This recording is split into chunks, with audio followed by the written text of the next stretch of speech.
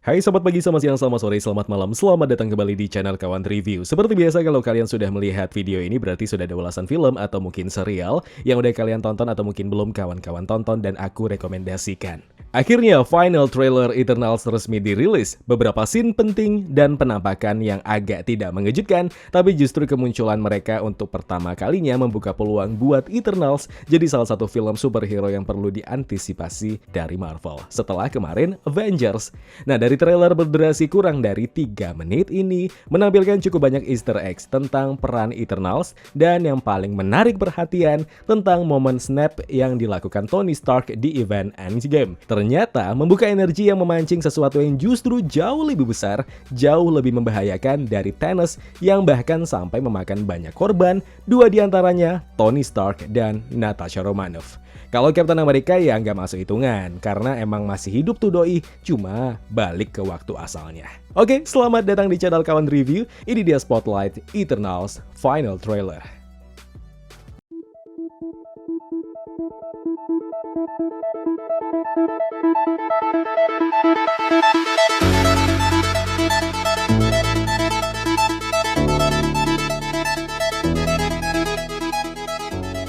Setelah kemarin Marvel Entertainment bolak-balik mengunggah teaser promo Shang-Chi yang emang filmnya akan rilis dalam hitungan hari, dan tepat tanggal 19 Agustus ini Marvel Entertainment mengunggah final trailer Eternals. Oke, di sini awal, sebuah percakapan serius antara Ejak dan Ikaris. Dari dialog Ejak mengarah sama tragedi snap yang dilakukan Thanos. Dan cuma modal jentikan para manusia setengah populasi yang hilang tadi akhirnya kembali. Manusia di sini maksudnya adalah para Avengers. Dimana di film Endgame, Iron Man berhasil merebut Infinity Gauntlet dari Thanos dan menjentikan jarinya sehingga setengah populasi yang hilang sekian tahun lamanya kembali lagi.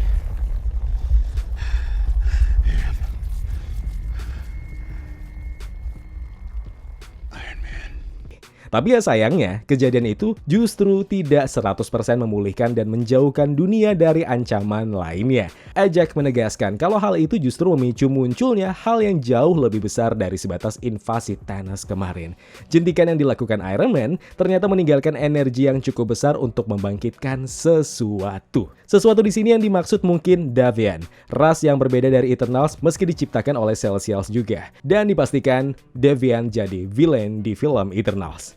Kemudian di saat yang bersamaan dengan sulih suara Ejak, scene planet bumi yang terlihat sesuatu jauh dari angkasa menghantam keras ke atmosfer bumi. Dan di scene berikutnya tampak dinding bukit pantai longsor dengan ombak air yang besar. Lokasi ini mungkin lokasi yang sama dengan teaser promo beberapa waktu lalu, di tempat para Eternals tiba untuk pertama kalinya di bumi.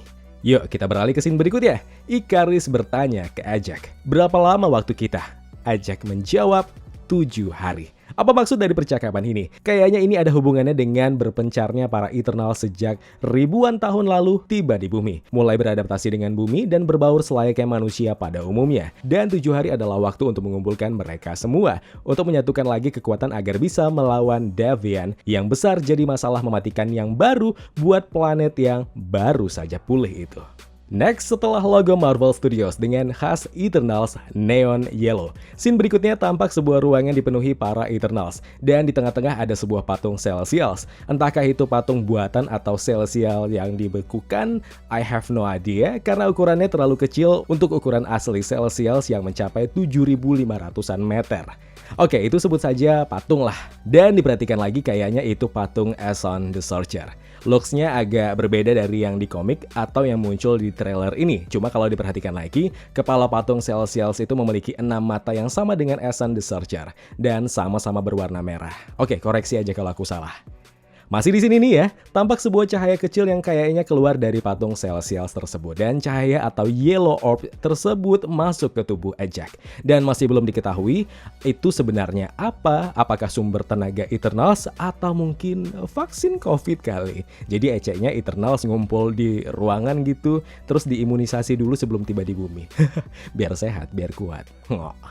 Oke, scene berikutnya terlihat spaceship Eternals seperti sedang mengelilingi matahari. Kemudian para Eternals salah satunya Ikaris berada di tengah. Di scene ini juga sulih suara dari Ajak menegaskan kehadiran mereka untuk melindungi manusia dari ancaman Davian. Ada seorang remaja laki-laki yang terkejut tampaknya melihat kedatangan Eternals. Dan di scene berikutnya dilanjutkan kehadiran monster mengerikan keluar dari tepi pantai. Dan belum dipastikan apakah ini adalah salah satu dari Davian atau monster yang emang berasal dari para Davian itu sendiri.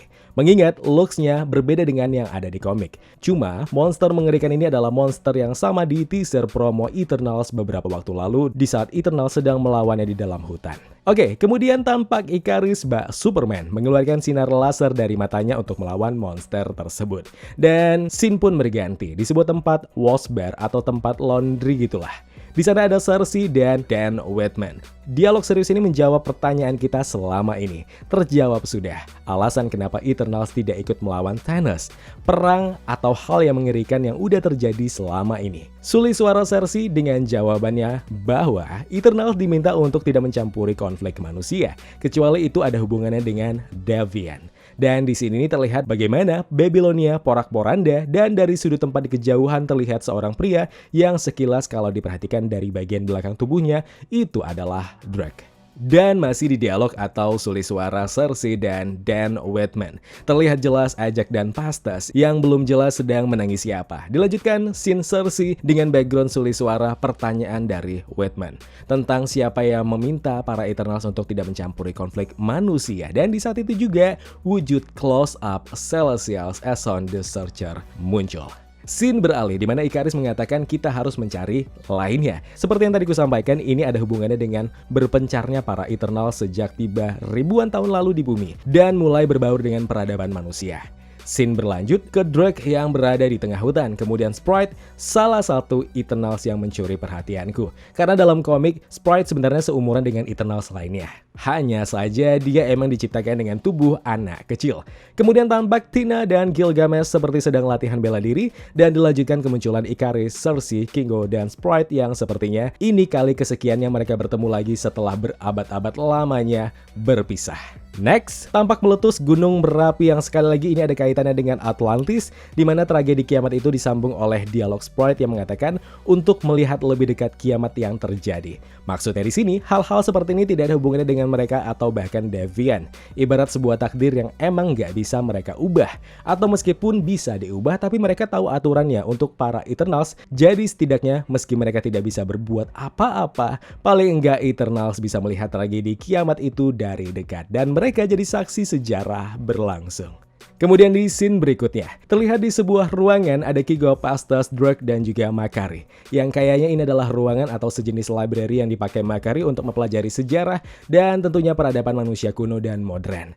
Lanjut, terlihat para Eternals yang sedang berkumpul. Dan Phastos, si insinyur Eternals ini sedang mengendalikan kekuatannya untuk mengeluarkan spaceship mereka yang udah terkubur berabad-abad lamanya. Kemudian, nama Cloizzo, nyawa utama di balik sukses atau enggaknya Eternals ini, dipercaya sebagai sutradara film Eternals dan harapanku kesuksesan Nomadland bakal ngekorin Eternals. Yuk, bisa yuk, Eternals lebih pecah lah dari Avengers kalau bisa. Kemudian sulih suara Tina tentang Eternals yang datang ke bumi. Memang bertujuan untuk melindungi umat manusia yang mereka cintai sejak mereka tiba untuk pertama kalinya. Terlihat Sprite menggunakan kekuatannya membuat firework untuk menghibur para penduduk Babylonia. Scene Cersei dan Ikaris yang ini juga kayak scene di masa lampau pas mereka pertama kali tiba di bumi. Dilanjutkan sebuah kehebohan terjadi di Camden Town karena terlihat ada grafiti tulisan Camden Lock di jembatan layang dan terlihat Cersei sedang berlari mengarah ke sebuah bus yang sedang terguling. Dengan kekuatannya yang bisa menghidupkan atau merubah sesuatu yang disentuhnya, bus tadi berubah jadi tumpukan kelopak bunga. Lalu di sebuah tempat yang entahkah itu di dalam spaceship Eternals atau sebuah tempat lokasi Celestials berada, tampak Cersei sedang menyentuh dinding transparan yang di dalamnya terdapat beberapa batu dan cahaya yang cukup terang yang belum bisa diketahui itu sumber tenaga apa. Di scene berikutnya, Kigo tampil menggunakan kekuatannya yang dikeluarkan dari ujung jarinya untuk melawan monster Deviant. Dilanjutkan wujud jelas Celsius, Tina, dan Gilgamesh yang sedang melawan monster Deviant. Dan yang paling menarik di sini terlihat kekuatan Tina yang dapat membuat senjata kosmik dengan memanipulasi energi.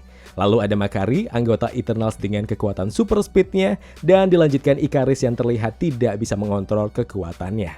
Maybe.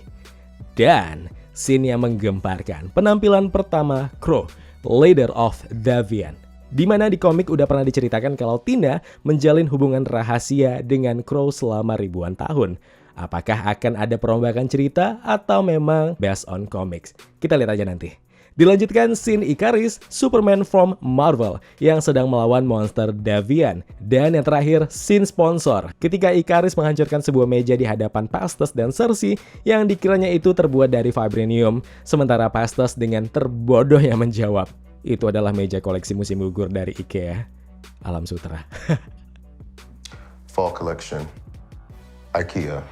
Ya, itu dia beberapa hal yang terlihat dari final trailer Eternals yang baru aja diunggah Marvel Entertainment. Optimis kalau Eternals akan jadi pengganti yang tepat untuk kisah Avengers yang sudah perlu disingkirkan sejenak. Marvel Cinematic Universe perlu cerita yang lebih megah lainnya. Dan harapanku, Chloe Zhao sukses membawa Eternals jadi salah satu film MCU terbaik lainnya. Karena dari trailer ini aja, visual sinematiknya perlu diacungi jempol.